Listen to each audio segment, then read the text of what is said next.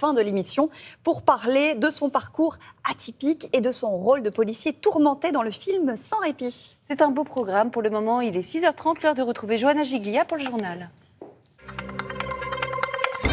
Bonjour Johanna. C'est bien le scénario du pire qui est en train de se jouer en ce moment en Ukraine. Le président russe a annoncé cette nuit une opération militaire en Ukraine. Opération, dit-il, pour défendre les séparatistes de l'Est. C'est un discours surprise à 4h du matin. J'ai décidé de mener une opération militaire spéciale, dont le but est la protection des personnes qui, pendant 8 ans, ont subi les abus et le génocide du régime de Kiev. Quiconque essaiera de nous arrêter et se montrera menaçant pour notre pays, pour notre peuple, devra savoir que la réponse de la Russie sera immédiate et vous conduira à de telles conséquences que vous n'avez jamais subies dans votre histoire. Et depuis ce discours, des explosions ont été entendues à Kharkiv, qui est la deuxième ville d'Ukraine. Elle se trouve, cette ville, à la frontière russe. Regardez ici ces images qu'on a reçues il y a tout juste quelques minutes. C'est aussi le cas dans la ville portuaire de Mariupol, à l'est, mais aussi à Kramatorsk. On va se rendre à une centaine de kilomètres de là, plus au sud, à Donetsk, pour retrouver Luc Lacroix. Bonjour Luc. Luc, est-ce que vous avez entendu des explosions là où vous vous trouvez ?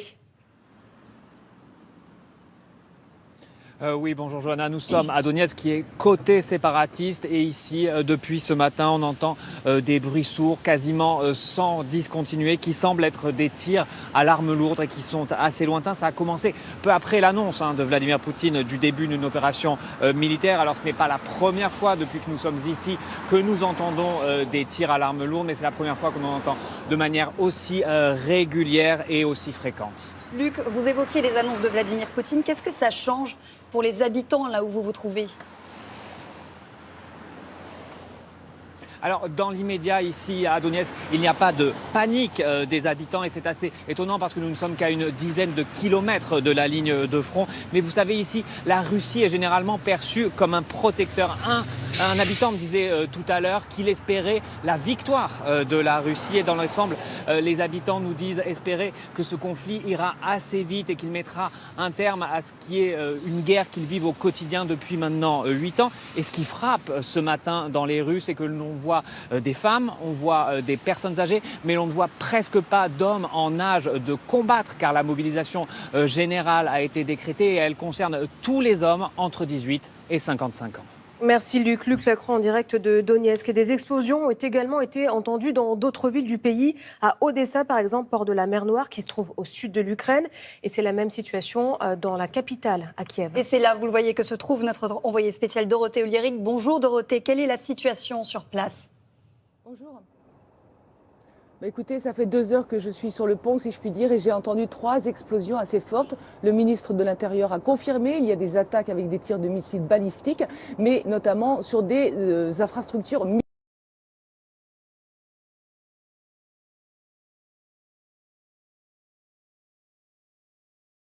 Même si les sirènes ont retenti à plusieurs reprises, pas de panique non plus. Il y a de la circulation derrière moi, mais j'imagine que chacun est très attentif aux dernières nouvelles. En revanche, il semblerait que du côté de la frontière avec la Biélorussie, qui se trouve à 150 km seulement d'ici, eh bien, les forces ukrainiennes seraient attaquées par les forces russes. Il faut savoir que le président ukrainien Zelensky a décrété tout à l'heure la loi martiale après l'état d'urgence cette nuit, la mobilisation générale également. En fait, c'est le pire scénario qui semble se dessiner, celui d'une attaque majeure. Et il faut savoir qu'il y a encore des Français aujourd'hui en Ukraine. La France, bien entendu, demande à ses ressortissants de quitter le pays, mais l'espace aérien est fermé, donc tout le monde est dans l'attente pour l'instant. Merci beaucoup Dorothée. Dorothée Oliéric, on vous retrouve évidemment dans nos prochaines éditions. Bonjour Étienne Lénard. Bonjour. Vous êtes le chef du service étranger de France 2. On voit bien qu'on assiste au scénario du pire. À quoi faut-il s'attendre maintenant ? Oui, je pense que les gens qui nous rejoignent ce matin doivent comprendre la gravité de ce qui est en train de se passer. L'Ukraine, c'est aux portes de l'Europe, ça n'est pas très loin de chez nous. Et une guerre, on sait quand ça commence, on ne sait jamais comment ça se termine. Toute la question est de savoir quelle ampleur Vladimir Poutine a choisi de donner à cette opération militaire. Est-ce qu'il souhaite un changement de régime à Kiev ? Auquel cas, il faut s'attendre à une opération majeure avec probablement des centaines, des milliers de victimes. Pour l'instant, le ministère de la Défense russe précise que tous les objectifs sont des objectifs militaires, qu'il n'y aura pas d'attaque contre les civils, Mais encore une fois, la situation reste extrêmement explosive et on ne sait pas vraiment comment les choses vont évoluer dans les heures qui viennent. Alors Étienne, les menaces de sanctions ne semblent pas avoir arrêté, avoir eu d'effet sur Vladimir Poutine. Ce conflit doit s'arrêter maintenant, c'est ce qu'a dit le chef de l'ONU ce matin. Qu'est-ce qui peut le stopper concrètement, le président russe ? Lui-même, Vladimir Poutine lui-même peut se stopper, mais visiblement il n'a pas fait ce choix-là. Hein. Vous le savez, les États-Unis, la France ont d'ores et déjà annoncé qu'elles n'enverraient pas de troupes pour se battre en territoire ukrainien. Ces sanctions économiques, on l'a dit ces dernières 24 heures, c'était des sanctions extrêmement symboliques. Il y aura probablement dans les heures qui viennent des réunions de diplomates à l'ONU, ici en France, à Bruxelles, pour décider de nouvelles sanctions. Ça n'arrêtera pas Vladimir Poutine. Hein. Il l'a dit, l'Ukraine pour lui n'est pas un pays, c'est une province russe. Il entend faire en sorte que le pouvoir change à Kiev. Donc rien ne l'arrêtera pour l'instant. Mais l'Ukraine qui continue à demander à l'ONU de mettre un terme à cette guerre, est-ce que l'Ukraine peut se défendre seule face à la Russie ? Il y a un déséquilibre des forces en présence. Hein. L'armée russe, c'est 800 000 soldats. L'armée ukrainienne, qui est assez solide, assez robuste, c'est 200 000 soldats. Sur la ligne de front, vous avez d'un côté 190 000 Russes et 40 000 Ukrainiens, avec des armements russes beaucoup plus sophistiqués. Il est clair que les Ukrainiens ne parviendront pas à se défendre tout seuls. Mais encore une fois, je le répète, l'Occident, et notamment l'OTAN, a décidé pour l'instant de ne pas intervenir. Donc la situation est à ce point ce matin. Merci Étienne pour votre analyse. Et depuis ce discours, les réactions internationales n'ont pas tardé.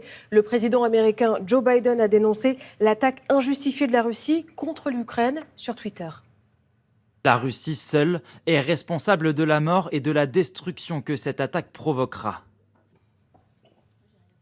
Et le président américain a également ajouté que les États-Unis et leurs alliés et partenaires réagiront de manière unie et décisive. Et dans le même temps, un projet de résolution condamnant la Russie sera déposé aujourd'hui au Conseil de sécurité de l'ONU. Étienne en parlait il y a quelques minutes. Les dirigeants des 27 pays de l'Union européenne, quant à eux, doivent se réunir en sommet ce soir pour définir une approche et des actions collectives. Sommet qui a été décidé avant l'annonce de l'intervention militaire de Vladimir Poutine. Ce discours de Vladimir Poutine, c'est le dernier acte d'un conflit qui dure depuis 8 ans maintenant dans le Donbass, à l'est du pays. Oui, et la population frontalière, côté ukrainien, s'est résolue à ce que l'armée russe envahisse le territoire et la population qui se prépare. Florence Thiel. Au milieu des tranchées flotte le drapeau pour lequel ils se disent prêts à combattre. Dans ce village proche de la ligne de front, alors que Vladimir Poutine n'a pas encore lancé l'offensive, les soldats ukrainiens mettent en garde les combattants ennemis, armes à la main, regard inquiet tourné vers le ciel. S'il y a une percée sur ce territoire, les forces séparatistes soutenues par la Russie subiront de lourdes pertes. Alors que ce soldat ukrainien montre ce qu'il reste de certaines habitations, des tirs retentissent au loin. Une tension de plus en plus palpable.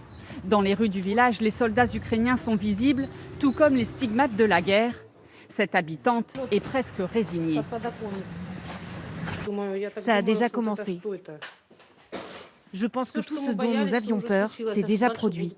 Si nous avons survécu à ça, nous survivrons à tout ce qui va arriver. Les habitants le savent, l'arrivée des troupes russes n'est maintenant plus qu'une question d'heure.